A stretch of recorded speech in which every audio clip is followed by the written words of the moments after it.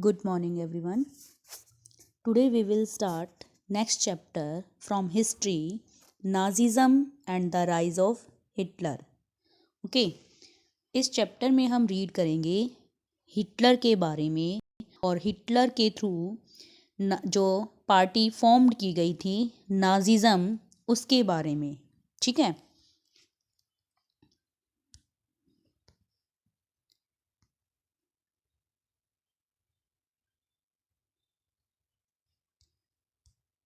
In the spring of 1945, a little 11-year-old German boy called Helmut was lying in bed when they overheard his parents discussing something in serious tone.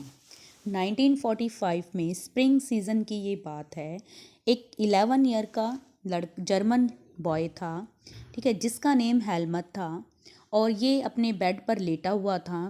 तभी उसे अपने parents को discuss करते हुए सुनता है, मतलब किसी सीरियस मैटर पर बात करते हुए हेलमट के कानों में आवाज़ पड़ती है। हिज फादर, हेलमट के फादर जो है एक प्रोमिनेंट फिजिशियन थे, मतलब एक प्रोमिनेंट डॉक्टर थे। Deliberated with his wife whether the time had come to kill the entire family. अब वो अपने फादर को क्या कहते हुए सुनता है अपनी वाइफ से, मतलब उसके फादर उसकी मदर से, किसकी, हेलमेट की मदर और इसके फादर की वाइफ, तो उससे बात करते हुए सुनता है कि अब वो टाइम आ चुका है कि हमें मतलब पूरी फैमिली को मार देना चाहिए, या और if he should commit suicide alone, या फिर या तो पूरी फैमिली को मर जाना चाहिए, ये वो टाइम आ गया है, या फिर मुझे अकेले को सुसाइड कर लेनी चाहिए। His father spoke about his fear of revenge, saying, now the Allies will do to us what we did to the crippled and Jews. इसके फादर क्या कहते हुए सुनाई देते हैं, उनको डर था कि अब एलीज जो पावर हैं वो उनसे बदला लेंगी, ठीक है, जो एलीज हैं वो उनके साथ वैसा ही करेंगी जैसा उन्होंने क्रिपल्ड और ज्यूज के साथ किया था। क्रिपल्ड कौन होते हैं, अपंग। ज्यूज यहूदियों को कहा जाता है। तो ये अब देखो, जो ये फादर हैं इसके, ये नाजी पार्टी के सपोर्टर थे, मतलब हिटलर के सपोर्टर थे, और हिटलर ने अपंग और यहूदियों को और जो जिप्सी थे उन सभी को जिंदा मरवा दिया था, गैस चैम्बर्स में डाल दिया था। ठीक है, इन गैस चैम्बर्स बनाए होते थे, गैस चैम्बर्स में उनको डालकर जहरीली गैसों को छोड़ दिया जाता था और उस जहरीली गैस के कारण दम घुटने से इन जिंदा लोगों की मौत हो जाती थी। ठीक है, तो यही डर हेलमेट के फादर को सता रहा था कि एलिस कौन थे बेटा, ये वो पार्टी थी जो जर्मन, मतलब जो सेकेंड वर्ल्ड वॉर था उसमें एलिड और जो एक्सिस पावर थी इनके बीच में युद्ध हुआ था। ठीक है, सेकेंड वर्ल्ड वॉर। तो सेकेंड वर्ल्ड वॉर के टाइम पीरियड पर एलिस पावर जीत गई थी। तो अब जीतने के बाद इनको डर था जर्मन के अंदर इस टाइम पीरियड पर हिटलर जो है एज ए रूलर के रूप में, एज ए डिक्टेटर वो रूल्ड कर रहा था। तो जो हिटलर था उसकी पॉलिसी बहुत ही सख्त और कठोर थी, वो जिंदा लोगों को इन गैस चैम्बर में छोड़ देता था मरने के लिए। ठीक है, तो यही डर इसके फादर को सता रहा था कि जैसा हमने उनके साथ किया क्रिपल्ड और ज्यूज के साथ, वैसा ही कहीं एलिस पावर भी हमारे साथ करेंगी। ठीक है, तो the next day he took Helmet to the woods where they spent their last happy time together singing old children's songs. अब नेक्स्ट डे क्या होता है, हेलमेट के फादर जो हैं उसे जंगलों में, मतलब पूरी फैमिली जो है इनकी जंगलों में घूमने के लिए जाती है। वहाँ ये बड़े इंजॉय के साथ अपना लास्ट डे सेलिब्रेट करते हैं, सॉन्ग गाते हैं और खुशी खुशी अपना ये लास्ट डे स्पेंड करते हैं। लेटर, बाद में अगले दिन हेलमेट के फादर जो हैं अपने ऑफिस जाते हैं और अपने आप को गोली मार लेते हैं, मीन्स सुसाइड कर लेते हैं। हेलमेट को आज भी रिमेंबर है दैट ही सा his father's bloody uniform being burnt in the family fire place. तो फैमिली का जो फायर प्लेस था जहां आग जलाई जाती थी, हेलमेट को याद है कि उसने किस तरह से अपने फादर की खून से भरी हुई यूनिफॉर्म को जलते हुए वहां देखा था। सो ट्रॉमाटाइज्ड was he by what he had overheard and what had happened that he reacted by refusing to eat at home for the following 9 years। अब इस सदमे की वजह से ही, क्योंकि उसने अपने मदर और फादर दोनों को कहते हुए सुना था या तो पूरी फैमिली को मार दिया जाए या फिर वो खुद सुसाइड कर ले, तो इसी ट्रॉमा की वजह से, इसी सदमे की वजह से उसे क्या लगता है कि कहीं उसकी मदर उसे खाने में जहर ना मिलाकर दे दें। He was afraid that his mother might poison him, क्योंकि उसको डर था, उसने सुना था दोनों की बातों को, इसीलिए उसको डर था कि कहीं उसकी मदर उसके खाने में मिलाकर उसको पॉइजन ना दे दें। तो इसीलिए 9 सालों तक उसने अपने घर पर कुछ खाया ही नहीं। Although helmet may not have realized all that it meant, his father had been a Nazi and a supporter of Adolf Hitler। उस टाइम पीरियड पर हेलमेट को ये पता ही नहीं था, ये रियलाइज ही नहीं था कि उसके फादर ऐसा क्यों कर रहे हैं, क्योंकि उसे पता ही नहीं था कि उसके फादर जो हैं हिटलर के यानी नाजी पार्टी के बहुत बड़े सपोर्टर हैं। ठीक है, many of you will now something about the Nazis and Hitler. आप सभी ने नाजी और हिटलर के बारे में सुना होगा। You probably know of Hitler's determinations to make Germany into a mighty power and his ambitions of conquering all of Europe. आपने सुना होगा कि किस तरह से हिटलर जो है एक डिटर्मिनेट था, मतलब एक दृढ़ निश्चयी पर्सन था जिसने जर्मनी को एक माइटी पावर मतलब एक शक्तिशाली जो है कंट्री बनाने की उसकी अभिलाषा, एम्बिशन मतलब उसकी इच्छा थी कि वो जर्मनी को एक शक्तिशाली देश बनाएगा और पूरे यूरोप को जीत लेगा। You may have heard that he killed Jews. आपने सुना होगा कि उसने जो हिटलर था उसने ज्यूज को किस तरह से मरवा दिया था, यहूदी जो थे उनको मरवा दिया था। But Nazism was not one और टू आइसोलेटेड एक्ट्स। लेकिन नाजिज्म के ये एक या दो इसी बस एक दो काम ही ऐसे नहीं थे जिसकी वजह से नाजी पार्टी को या हिटलर को जाना जाता है।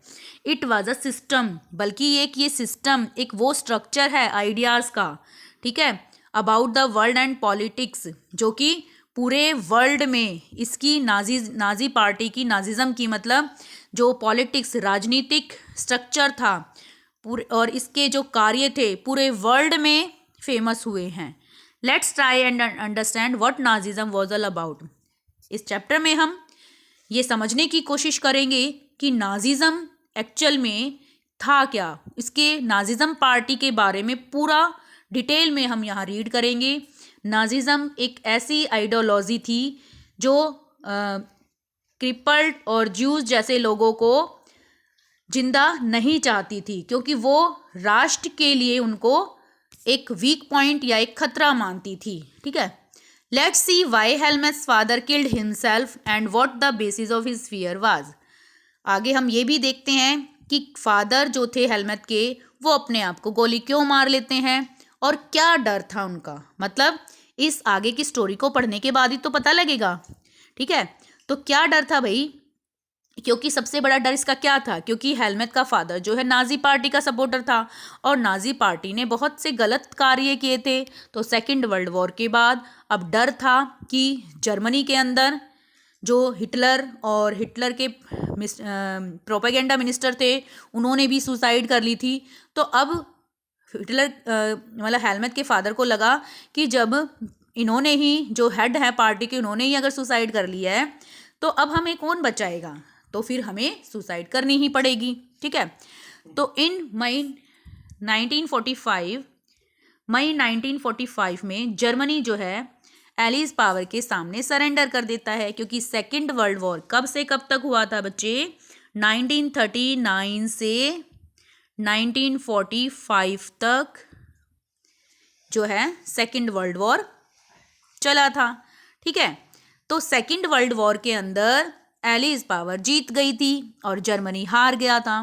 देखो बेटा, 2 वर्ल्ड वॉर हुए हैं। एक हुआ फर्स्ट वर्ल्ड वॉर 1914 से 1918 तक, इसको भी जर्मनी ने स्टार्ट किया और इसमें जर्मनी ही हारा। 1939 से 1945 तक जो सेकेंड वर्ल्ड वॉर हुआ, इसको भी जर्मनी ने स्टार्ट किया, इसमें भी जर्मनी ही हारा।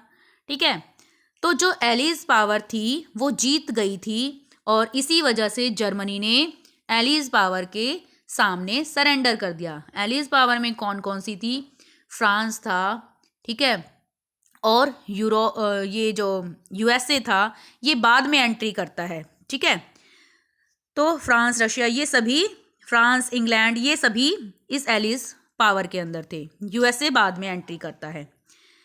फर्स्ट वर्ल्ड वॉर में भी यूएसए जो था उसने बाद में एंट्री की थी, और सेकेंड वर्ल्ड वॉर में भी।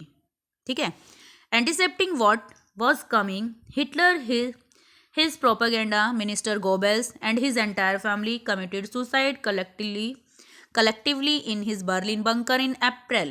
देखो, जो हिटलर था उसको कहीं ना कहीं पहले ही अंदेशा था कि अब सेकेंड वर्ल्ड वॉर में हार गए हैं, तो अब एलिस पावर जीतने वाली हैं और अब हमारा कुछ नहीं हो सकता।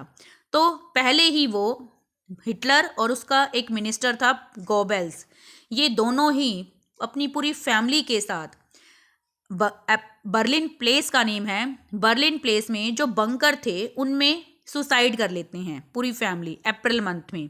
ठीक है, अब बंकर क्या होता है? बंकर जो है अंडरग्राउंड बने हुए मकान, घर होते थे जिसमें पर्सन अपने आप को बचा कर रखते थे। मीन्स युद्ध चल रहा था, युद्ध के अंदर बमबारी भी हो रही थी, तो उससे अपने आप को बचाने के लिए अंडरग्राउंड घर बना लेते थे लोग, उन्हें ही बंकर कहा जाता है। At the end of the war के एंड में एक इंटरनेशनल मिलिट्री ट्रिब्यूनल बनाई गई न्यूरेमबर्ग पर। ठीक है, कहाँ बनाई गई?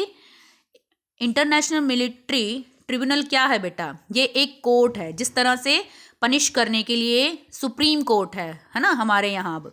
तो इसी तरह से उस टाइम पीरियड पर वॉर के एंड में एक इंटरनेशनल मिलिट्री ट्रिब्यूनल बनाई गई, जिसे हम कोर्ट कह सकते हैं। कहाँ बनाई गई? न्यूरेमबर्ग पर।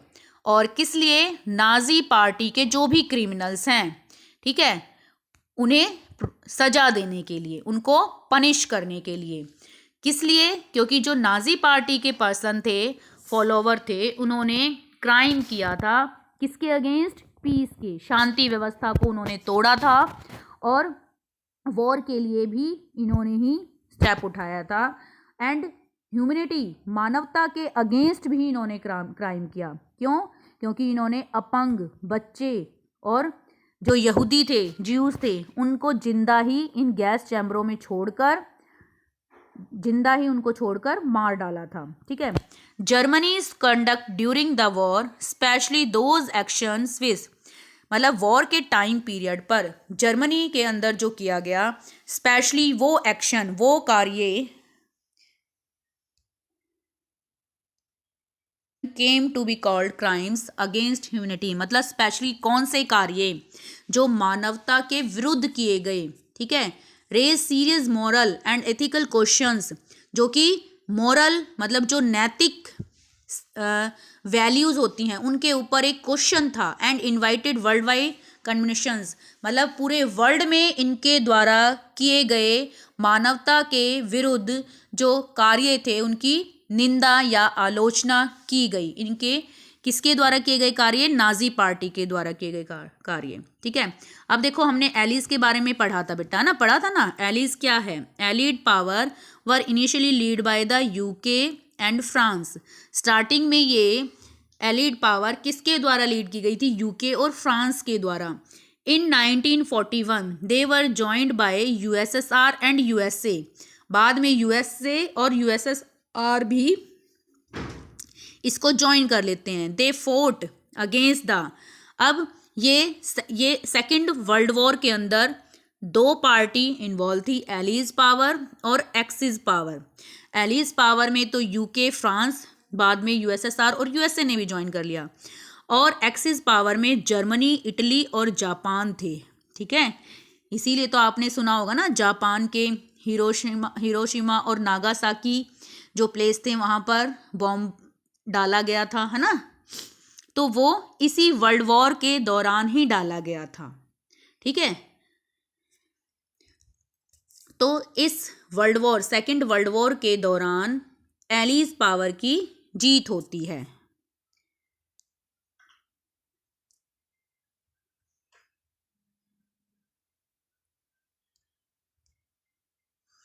Under the shadow of the second world war, Germany ने सेकेंड वर्ल्ड वॉर की आड़ में, मतलब द्वितीय विश्व युद्ध की आड़ में, Germany had waged a genocidal war.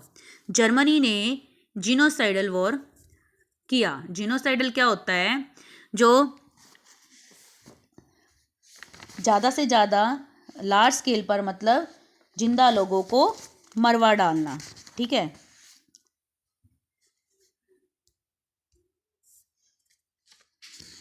Killing on large scale leading to destructions of large sections of people, मतलब लोगों के बहुत बड़े सेक्शन को जिंदा ही मरवा डालना, ठीक है। विच resulted in the mass murder of selected groups of innocent civilians of Europe, जिसके अंदर यूरोप के जो आम नागरिक थे, निहत्थे निर्दोष लोगों को मरवा डाला इस जर्मनी के अंदर, जो हिटलर की पार्टी थी उसके द्वारा। The number of people killed including, अब इसमें कौन से लोगों को मरवा डाला था? 6 मिलियन तो ज्यूज थे, ठीक है। 200,000 जिप्सीज थे, 1 मिलियन पॉलिश सिविलियन थे, 70,000 जर्मन्स थे, ठीक है। जिसके अंदर कौन कौन थे? मेंटली फिजिकली डिसेबल पीपल थे, ठीक है। इसके अलावा जो पॉलिटिकल ओपोनेंट्स थे, मतलब जो हिटलर की पार्टी के अगेंस्ट पॉलिटिकल मेंबर लीडर थे, उन सभी को मरवा डाला। Nazis devised an unprecedented means of killing people, Nazi party को असंख्य अनगिनत लोगों का हत्यारा माना जाता है। That is by gassing them in various killing centres like Auschwitz. Hitler जो था उसने बहुत सारे ओशविट्स बनवाए हुए थे। ओशविट्स क्या थे बेटा? किलिंग सेंटर थे, ठीक है। ओशविट्स क्या थे? Killing centres. और इन ओशविट्स के अंदर इन गैस चैम्बर्स को ही ओशविट्स कहा जाता था। इन किलिंग सेंटर्स में इन लोगों को जिंदा ही डाल दिया जाता और यहाँ पर जहरीली गैस छोड़ दी जाती, जिससे लोगों का दम घुटने से मृत्यु हो जाती थी। द न्यूरेमबर्ग ट्रिब्यूनल सेंटेंस्ड, अब हमने देखा था ट्रिब्यूनल एक कोर्ट सिस्टम टाइप स्टार्ट किया गया था न्यूरेमबर्ग प्लेस पर। अब इस कोर्ट ने सिर्फ 11 नाजी पार्टी के लोगों को ही मौत की सजा सुनाई। Many others were imprison for life, दूसरे जो नाजी पार्टी के फॉलोवर थे उन्हें सिर्फ आजीवन कारावास में डाल दिया गया। The retributions did come, yet the punishment of the Nazi was far short of brutality and extent of their crimes.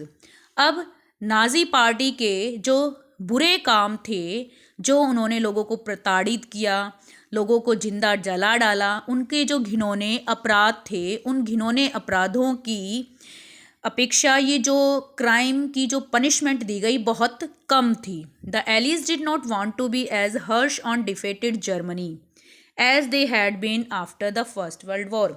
अब ऐसे ही थोड़ा सा रिलैक्सेशन क्यों दे दिया गया था बेटा? क्योंकि एलीज जो पावर थी, जो सेकेंड वर्ल्ड वॉर में जीत गई थी, तो फर्स्ट वर्ल्ड वॉर में भी जो है एलीज पावर ही जीती थी, ठीक है। अब ये जो एलीज पावर थी, जैसा उन्होंने फर्स्ट वर्ल्ड वॉर में जर्मनी के साथ किया था, ऐसा वो अब दोबारा नहीं करना चाहते थे। क्योंकि फर्स्ट वर्ल्ड वॉर में जो इनको सज़ा सुनाई गई थी, कहीं ना कहीं जर्मनी की जो फर्स्ट वर्ल्ड वॉर में इंसल्ट हुई थी, उसके ऊपर जो फाइनेंशियल बर्डन डाल दिया गया था सारे वॉर के डैमेज का, तो उसकी वजह से कहीं ना कहीं हिटलर को अपॉर्चुनिटी मिल गई थी गवर्नमेंट बनाने की, ठीक है। अब इसीलिए ये एलिस पावर नहीं चाहती थी कि दोबारा से फिर जर्मनी में हिटलर जैसा कोई पर्सन गवर्नमेंट बनाए, ठीक है। Everyone came to feel that the rise of Nazi Germany could be partly traced back to the German experience at the end of the First World War. तो जैसा कि हर कोई मतलब ये नाजी जर्मनी के अंदर ये फील कर रहा था कि जो नाजी पार्टी है वो सही नहीं है, कि दोबारा से जर्मनी के अंदर फिर जैसे फर्स्ट वर्ल्ड वॉर के बाद नाजी पार्टी को एक ग्रो करने की अपॉर्चुनिटी मिल गई थी, दोबारा से किसी और पर्सन या पार्टी को मिले। ठीक है, तो इसीलिए ये एलिड पावर नहीं चाहती थी दोबारा कोई नाजी जैसा पर्सन, नाजीज़म पार्टी जैसा कोई पर्सन यहाँ पर जर्मनी में आए। ठीक है, इसीलिए थोड़ा सा जो सजा का एक वे अपनाया गया वो थोड़ा सा लाइटली अपनाया गया। ठीक है,